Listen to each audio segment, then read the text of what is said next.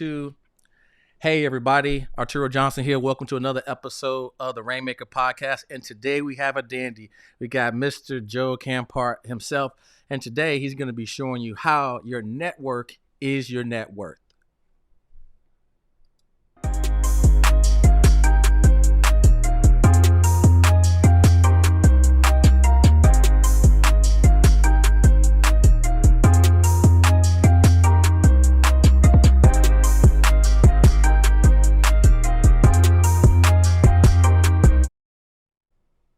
Joe, man, it's great to have you on the show. Welcome to the Rainmaker Podcast, brother. Let's go. Thanks for having me, my man. I appreciate you. For sure. And, it's one of those things where you meet somebody and you just hit it off. You're like, I don't really know you, but I feel like I know you and the energy is off the chain. Well, that's how the synergy was when I met Joe in Dallas at the SWAT event. And from there, the rest has been history. Got a chance to hang out then. And then this past conference at the 8% conference, got to go up into the suite because, Joe and Tony like to do it big. So I got to connect with them and then spend some time at the Syndicate House where a lot of good conversations and some good relationships were built. And so we got Joe Campart on just to kind of to share a little bit about his backstory and what the Syndicate is, why you should join if you haven't joined, and what's next in store for that group. So, Joe, let's just kind of kick it off with, sharing a little bit about you and your background.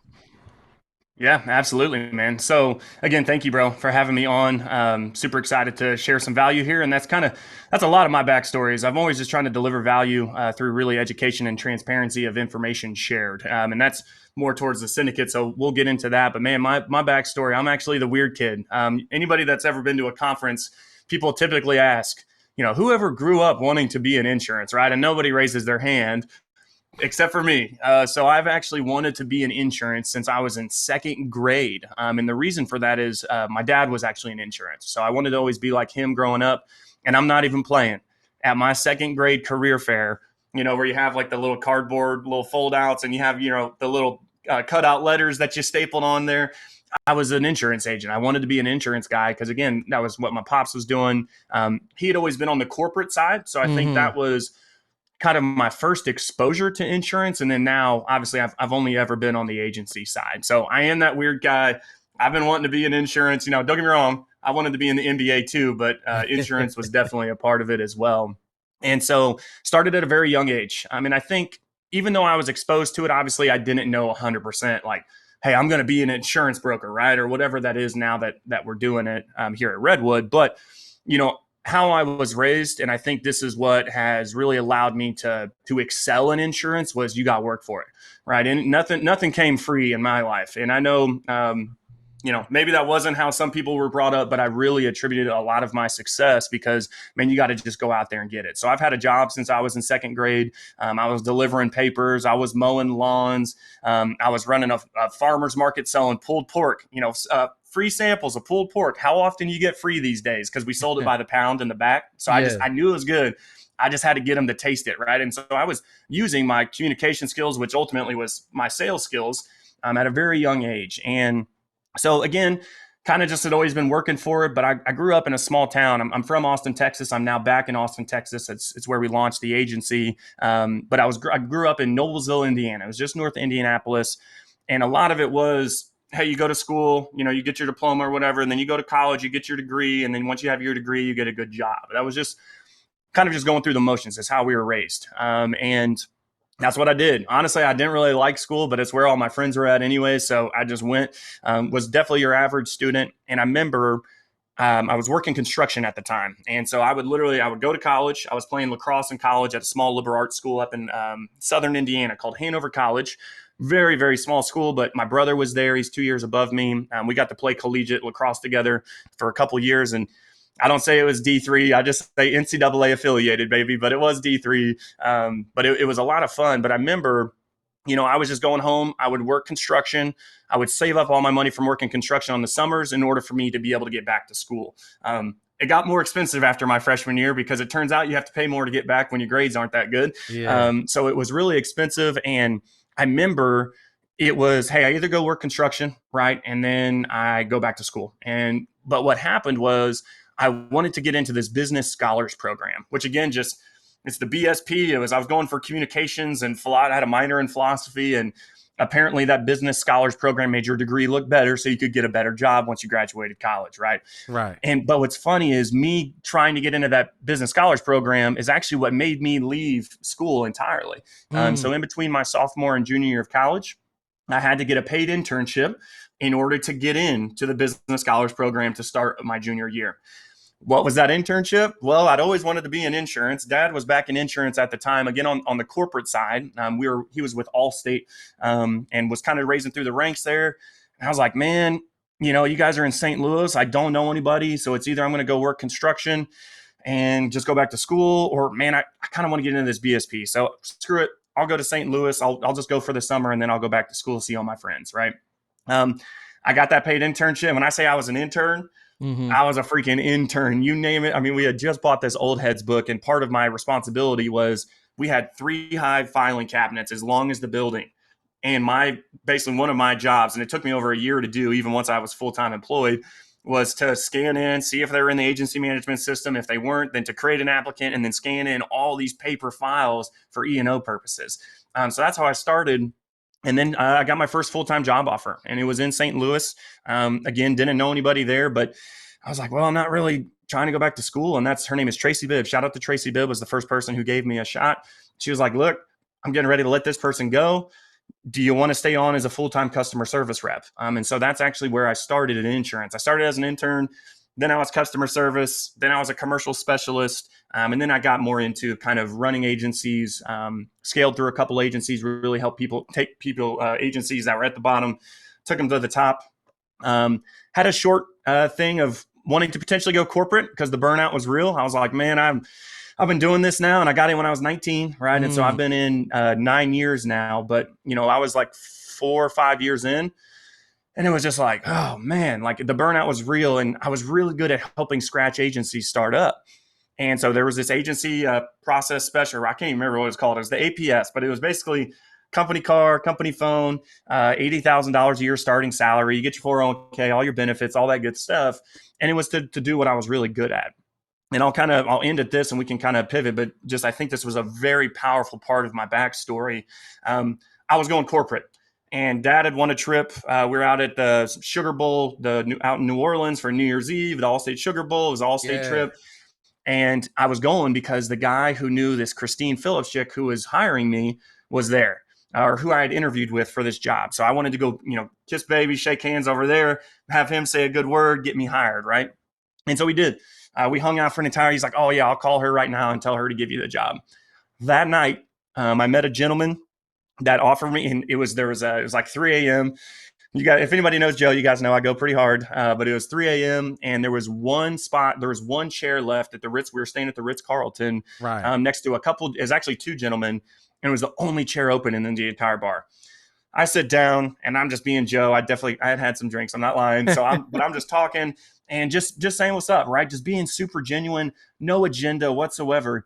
Both of them offered me a job. Hey, we'll pay you $100,000 a year if you want to come work for us. Now you just need to decide who you want to work for. And I was just Right. like, what the what? Like, are you freaking kidding me?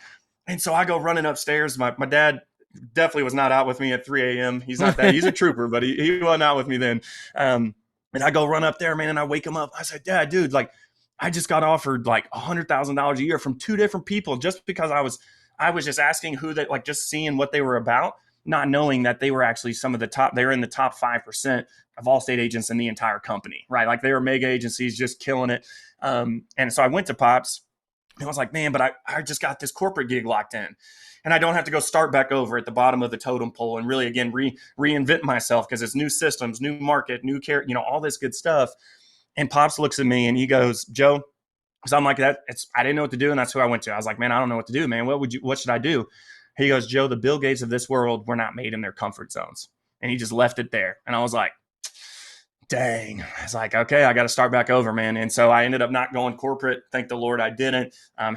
About another year and a half, 2 years on the captive side of things. And then we started Redwood Agency Group. Again, from scratch, bootstrapping it, starting over from the bottom of the totem pole. And man, looking back now, where it's like we're 5.5 years into this thing, we started off cold calling, dead broke. That's all we could do was smile and dial. Had my phones.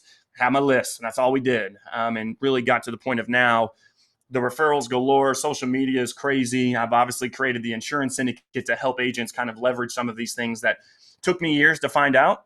And I'm sure, Arturo, we had you on the podcast last week. You kind of shared some of this, man, let me help you do in 3 months what took me 3 years, right? And a Yeah. lot of it was just trial and error. And then here we are, man. We run an aggregator as well. We're on the property and casualty side, which is, Hmm. think of that as a PNC IMO for any of you life and health listeners out there. We've got over 70 people in the organization. We're doing over $1 million a month on the PNC side.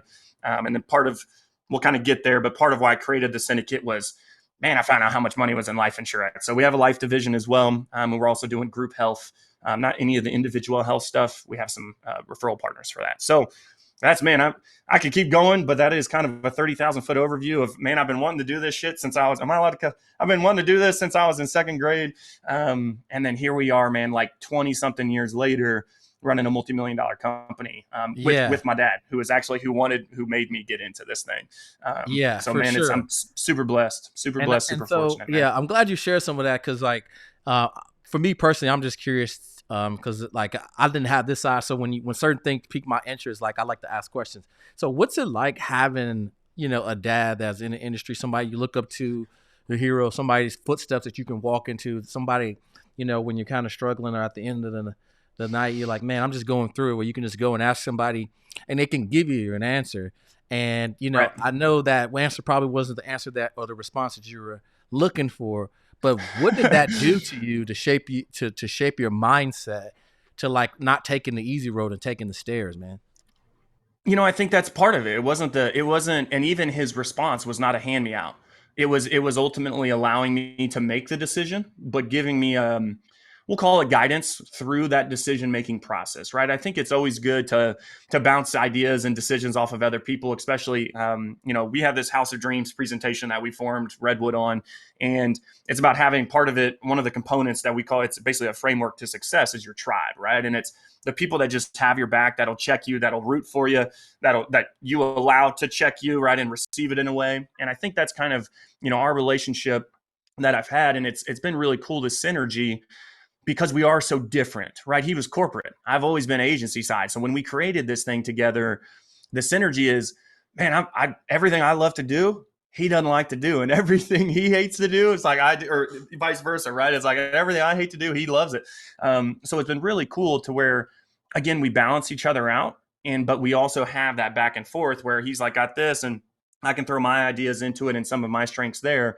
But it has been really cool how different we are, yet um, I guess cohesive we are as well, right? To where, again, we can just bounce off each other, keep each other in check, and really and build something. And I think, when you're building something great, one of my favorite lines right now is that, hey, if you want to go fast, do it alone, right? But if you want to run far, do it with others. Yeah. A lot of people say don't get partners and stuff. I love having a partner in crime, right? Having somebody that's got my back, especially in business. You like, not to say they necessarily need to own like all your company, right? But like, you can have strategic partnerships in place. You can have actual partners in a business if it makes sense, because two is better than one, right? Yeah, I can for do much sure. more damage with two of us versus if Joe's doing it alone.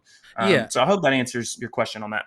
Yeah, and to piggyback on what you just said is that like right, there's not really like competition because the way you do things is different than what somebody else does.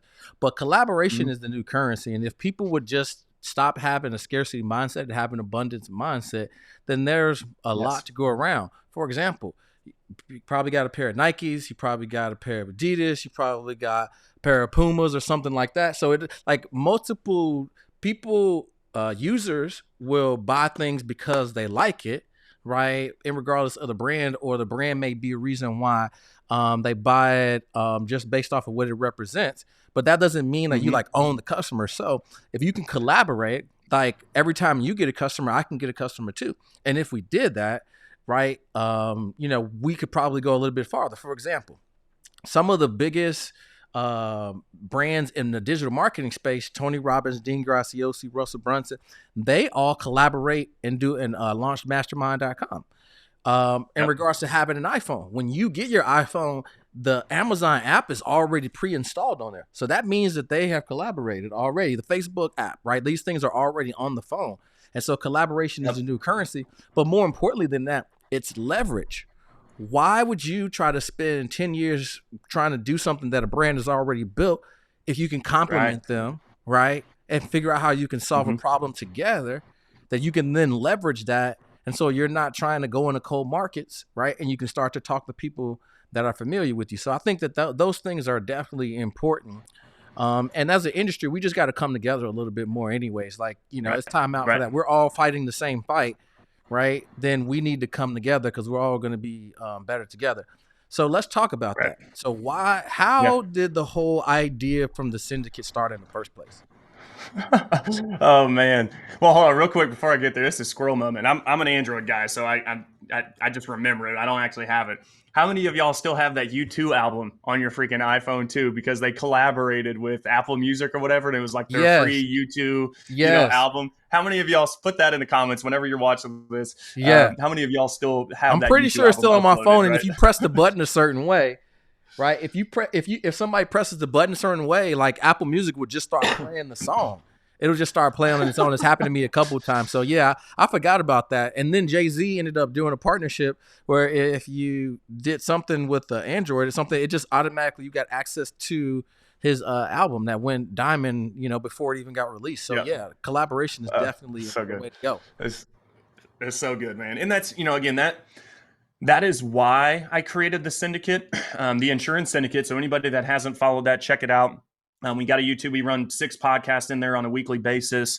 We're over 7,000 members in there. We're just created it a little bit over 2 years ago now, and it's been amazing to see it grow. All organic. I don't run ads or anything like that.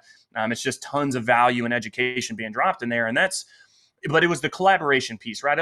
There's a lot of Facebook groups out there. And don't get me wrong, there's some good ones out there for sure. But I think there's an overwhelming amount of where it's very, the secret sauce, door is closed, kind of competitor, like screw you kind of competitor, not, that healthy competition of helping each other kind of get better through competition. But really where the idea was born was through Cody Askins, which obviously that's kind of how we connected again. I know it was SWAT, but it was through the power of events, but really through the Yes. power of people, right? And Yeah. connectors. That's what I view Cody as. Cody is now a good friend and a mentor, but man, he is one of the industry's best connectors, in my opinion. Yes. And he doesn't do it anymore, I don't think. And he's kind of shifted it. It was the first Power Players event. So now he's kind of rebranded it to where it's like you have the international trip and all this. But it was the Power Players event, and it was gosh, was that 2-3 years ago now? It's crazy Mm. to think how much has Yeah. changed just in that short amount of time. It feels like forever, but it's not. And it was his first event he ever threw in Springfield, Missouri. And so I remember I got a call, and this was Redwood was not doing that hot. Like we hadn't even started our IMO aggregator side of things yet, and contracting, all selling the opportunity versus the product, well, alongside the product, right?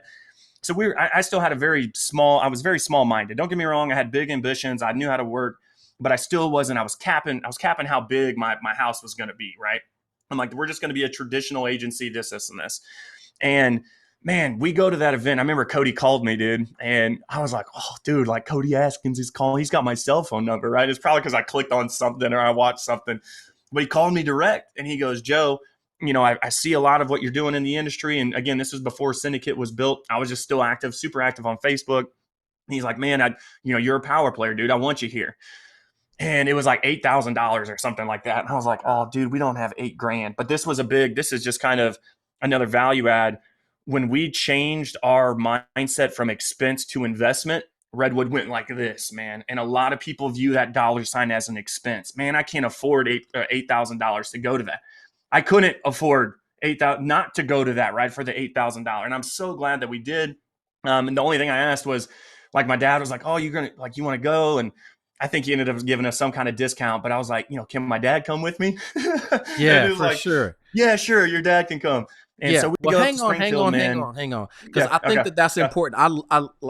I love that you said that, but I really want to slow down and really focus okay. on what you just said, which is so many agents, right? They want to go to the top of the mountain, right? And they don't want to invest in themselves, right? Something often, right? Like I posted something this weekend. Agent gets a 10x ROI, spends $1,000 on leads, writes I saw 10K, that. right? Hmm.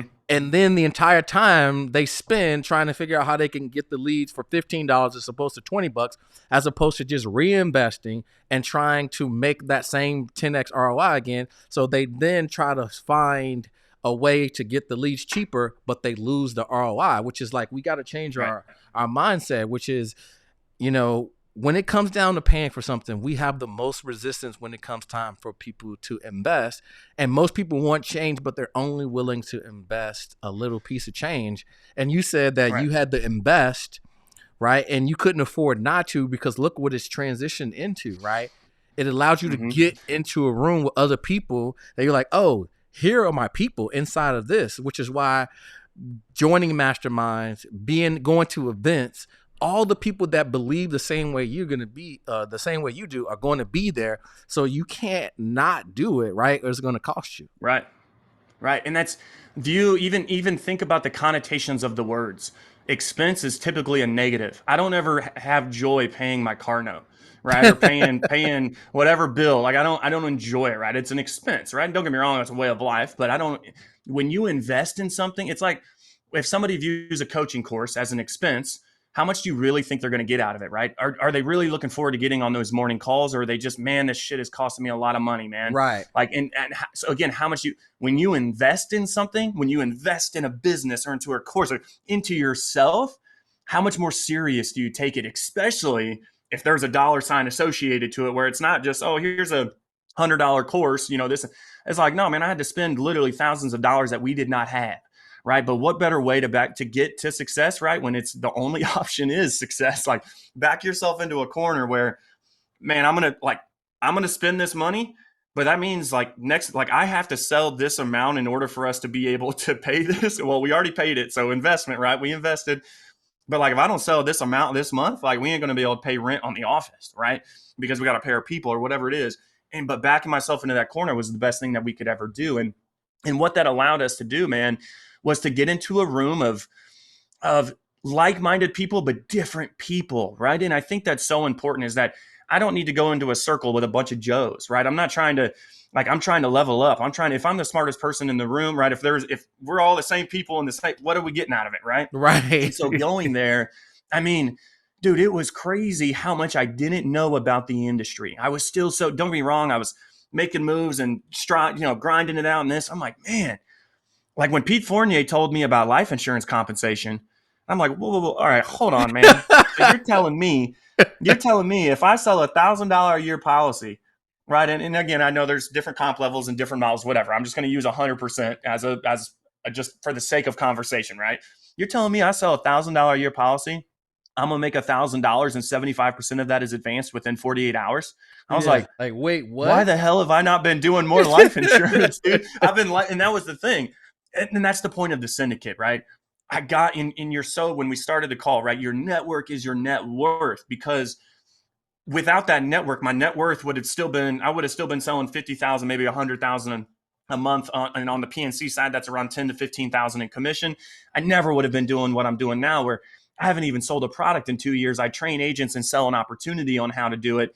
And I've made more money than I ever did selling the product. Right. And so that one, getting in that event and getting and investing, right, the last dollar to my name, we'll call it, right, and really backing myself into a corner is really what made me kind of create the insurance syndicate, because I'm like, more people need to know this, right? Typically, when there's an insurance group out there, it is a PNC group, it is a life insurance group, there's a Medicare group, and I'm like, but I'm getting around. I'm a PNC guy. I have no business being at SWAT, which is primarily a predominantly life insurance event, right? But for Right. me, it was, I want to level up in life insurance, and so that again, kind of, I just was like, man, you know what? I went to Pops and I was like, dude, I'm gonna create this thing. And when you look at the syndicate, it's a group of individuals or organizations basically pursuing the same cause, right? And so Mm-hmm. that's what a syndicate is.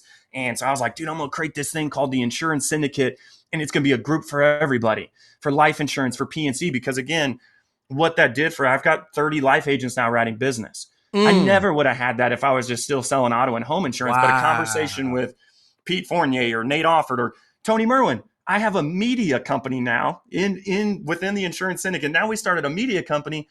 Tony Merwin lived down the street from me, literally. Like I'm talking, he's 3 turns away from my house and Wow. was from the office. had never met him, had never hung out with him. And he went to that event in Springfield and he goes, dude, you're in Austin?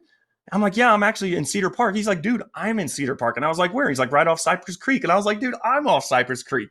And so talking about partnership, I found like he's all Medicare and it's specifically for Spanish speakers. Again, a PNC guy who's, and I don't even do Spanish speaking, like I have no business being in the room with him except for the fact to really, again, elevate my game. You start learning about Medicare, and I'm like, whoa, whoa, whoa. It doesn't cost them anything. And you make over $500 a pop. And I know it's like a difference between a true up or turning 65, whatever. I don't know all the different. I don't do Medicare yet. But knowing that now I've got a business partner that is literally on the media side, that is sitting down the hall, that has been in Medicare for 15 something years. I mean, it's crazy to me. And again, we wanted to take that online to be able to provide that value. And just really, again, it's the room that you necessarily wouldn't be in, like going to a life insurance event. Like, why would I ever go to that if I hadn't been exposed to Cody's thing? And so, again, that's where the idea came from. And then now it's just, man, it's blown up. It's evolved, helping PNC agents get into life insurance, helping life insurance get into PNC and vice Medicare. And again, it started with collaboration. I love your phrase that you're using, that, man. It's like collaboration is the new currency. It's freaking spot on. Hit the nail on the head, dude. It's so true. Yeah, man, for sure. Man, that's where it started. And so that's what I want to kind of talk to is like the things that you look back, the opportunities, open doors when you like just got out of your bubble of just PNC, just X, Y, and Z, and going to something that it may not be for you, but there's ideas. See, here's the thing about principles. People don't understand this. Principles are microcosms of other things. The same principles that make a jet fly, right, also apply to finances. So if they're a microcosm of each other, whether you believe in them or not makes no difference. They're either working for you or against you. So in that case, if something works on the life side in insurance, then it probably could apply in some way to PNC, right? And so you can kind of get some ideas, but you took it to a whole nother level where it's like, why don't I just incorporate that division into my business? It opens up your mind about what possibilities that you can do that, oh, I'm not limited to doing this. I have a life and a health license, right?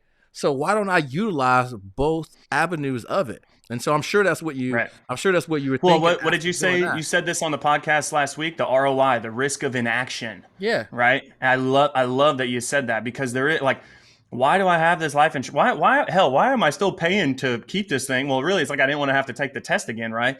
Yeah. But the risk of inaction, like, why have I been so inactive on this side of things when I've been licensed to do it literally for like over 6 years? I just never did anything with it.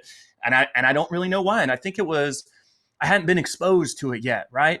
And I think, again, that goes back to the creation of the group. I want to expose people to the opportunity. Now, a good point here, right? I'm not your gung ho life guy, right? Like, don't get me wrong. I still am trying to figure out how to grow, like chart, like roll up debt. I'm like, wait, what the hell? So, don't get me wrong. Like, it's been probably one of the more challenging things I've been trying to do on the insurance. PNC, I can do it with my eyes closed. That's just because of the reps and the years I've been doing it. But life is definitely difficult, right? And again, coming in from not ever knowing it, but it was that, hey, I don't necessarily need to be doing this myself, but I should be offering it, right? And I think agents will be, and there is power to, hey, long obedience in one direction. Don't get me wrong. But for me, especially even when it comes to my internal organization, I never wanted my agents to say no because of where they were physically sitting. We're living in a virtual world, digital world, social media. What we have access to at our fingertips is like, dude, there's no reason you should only be writing business in one state. So that's a big part of our model as we write all across the country. But the biggest thing was I never wanted them to say no because of the product either, right? So again, not necessarily that I need to be selling it and doing it myself, but it should be, hey, maybe you add a life division and you just find somebody, a partner to run that side for you. And then you take your overrides off the top, right? And again, it's not necessarily about the override or the compensation. It's about what is a life. If I have a life policy in the household of all of my PNC clients, and we all know this, right? The more policies in a household equals better retention, right? Which better retention equals better residuals and better renewals. And that's what we're in this for, right? We're really trying to create generational wealth, leave a lasting legacy, all those, whatever your why is, right? But like, it makes sense not only on the dollar sign wise, but even for my retention and they're important. Don't get me wrong, different products, all that good stuff. Well, you should be, if you're a PNC guy, you should be at least letting your clients know that you do life insurance, right? It's and I'm not an emotional sales guy, right? I'm a commoditized product, but I always offer it. Hey, I'm already working with the loan officer, so I already know what their term is, the face Mm, amount, the start date, all that good stuff. And like, right. hey, if anything ever happens, do you want? I know you're buying this house right now. Do you want your family to be able to stay there if something happens to you? I've already got the home insurance. They need that in order to close, right? But here's your complimentary, no obligation life insurance quote that would protect you or your family or the ones that matter if anything were to ever happen in the next 30 years, whatever the term is, right? And it's like, sure, like, why not? It's like, or now they even have stuff like Ethos where it's like, I just have it on my email signature and they can click and buy their own life insurance and I don't even have to sell them and I can get paid. And so it is a value add, but it really is. It's better for your business, guys. And you don't need to necessarily be the one doing it. And that's kind of going back to the point of this call really is, and the point of the syndicate is, man, your network is your net worth. Sometimes your network, right, turns into strategic partnerships. Sometimes your strategic partnerships can really turn into more. I've used strategic partnerships more as like kind of referrals, and everybody's kind of still running their own businesses, but we're working together. We have synergy to where strategic partnerships can turn into, shit, man, let's go into business together, right? Because Yeah. we've been strategic partner. Like, why are we not doing this really together? So yeah, man, I could keep going on that, but it's so good. I think it's so powerful for agents to really understand that. Yeah. So, as we kind of wrapping this one up, what are some things that the syndicate's up to? I know. What are some things that you guys are looking forward to? And if people are looking and interested in getting connected with the syndicate, or maybe they just watched this video and they're like, "Man, I really love Joe's energy. I love some of the things that he was talking about, and want to just kind of get connected, just to kind of follow you." How can they find you guys? Yeah, absolutely. So I'll tell you guys. I mean, I'm Facebook is up right now. I've got so many. I've been on back to back to back calls today. So and then the podcast, and then I mean I've got so many notifications. But I mean Facebook is like my second CRM. I'm using it as now. It's because I use it as a business tool and it makes me money, guys. Don't be out there just staring at a bunch of babies and your friends getting married and blah blah blah blah. Right? Like if you're going to be on social media all day, make sure you're using it as a business tool. Just quick little 101 for you. But Facebook is Joe Frazier Campert is my personal profile. Very, very, very active. The Facebook group is called the Insurance Syndicate. We actually now have 8 different syndicate groups because I wanted to kind of, again, diversify it even more, where we have the Insurance Syndicate, which is the main group, which is where all the podcasts are hosted. We do have 6 live podcasts a week in there. Amazing show hosts that are just dropping crazy value. Again, it's all 100% free to you guys. So that is the Insurance Syndicate. We've got the Trucking Syndicate. Hell, we've even got the Gaming Syndicate because I was wanting to kind of create a syndicate of streaming and Twitch and like have kind of like a professional like syndicate team, gaming team. So if you're into gaming, you check out the Gaming Syndicate, the Acquisition Syndicate, the Annuity Syndicate. I mean, you name it, we've got a group for it. But the main one is the Insurance Syndicate. I mean, it's just super active, guys. And we've got over 7,000 people in there with over 6,000 of them active on a daily basis. Tons of comments, tons of engagement.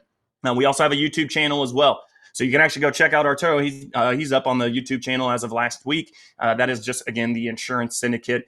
As far as what we're looking forward to, man, we're not done yet. Now, I will say we just hired our first virtual assistant for the media company. So things I'm looking forward to is really elevating our content game, really delivering more value on that side of things. Again, just we bought a Rodecaster Pro, whatever. I've got a VA now that's going to be kind of backing up all the podcast and getting show hosts and just, again, having more structure and organization to it. So I am looking forward to that. That's more on our side, but it is going to help your experience, the users' experience when they're watching stuff. Yeah. Um, we don't have a date yet. Okay. But we're doing an event. It's not a conference. I wouldn't even necessarily call it an event. We're going to call it a banger. And so for me, conferences are amazing. I think that's really good for motivational. I think it's good to get in the room because once you get in the room, when that conference ends, all the networking, like what Arturo talked about when coming to the house, right? The syndicate house, we had this 4,000 square foot Airbnb, 4-story house, private chef come in. That's where really the network becomes your net worth because of those conversations. Dude, we're just going to do a huge party. It's a huge networking party. So we're going to have like maybe 15 to 20 minutes of some education, right? And me and Tony getting up on stage, maybe, allowing some of our sponsors to speak real quick. But the entire premise of it is going to literally be to network and to connect agents. And going back to how my business blew up was I was exposed to something I'd never seen before, right? I was exposed. And so we really want to expose more agents to the industry as a whole, not necessarily just what they're doing right here and there. So yeah, man, that's us in a nutshell, dude. We're super excited. Again, the Insurance Syndicate, and you can find me online at Joe Frazier Campert. Fun fact, my middle name is not Frazier. It's literally when I created my Facebook, I was super into boxing. So I was like Joe Frazier, and now everybody thinks it's my middle name. It's kind of part of the brand, right? So now my middle name is Dane. Like, and everybody's like, Joe, everybody's like, hey, what up, Joe Frazier? It's like, I'll take it. That's awesome, man. But again, I'm Yeah, looking man. forward to that banger for sure. And again, make sure you Yep. guys connect. But Joe, man, it's definitely awesome to have you on. Thank you so much, brother. Yeah, thank you, man. I appreciate it. Hit me up if you guys need anything. But thank you, Arturo. Yeah. So again, thank you guys so much for tuning in to the Rainmaker podcast. And remember, your network is your net worth is your network. So just make sure that you guys check out the Syndicate Facebook group, Joe Frazier Camper on Facebook. We'll see you guys in the next podcast.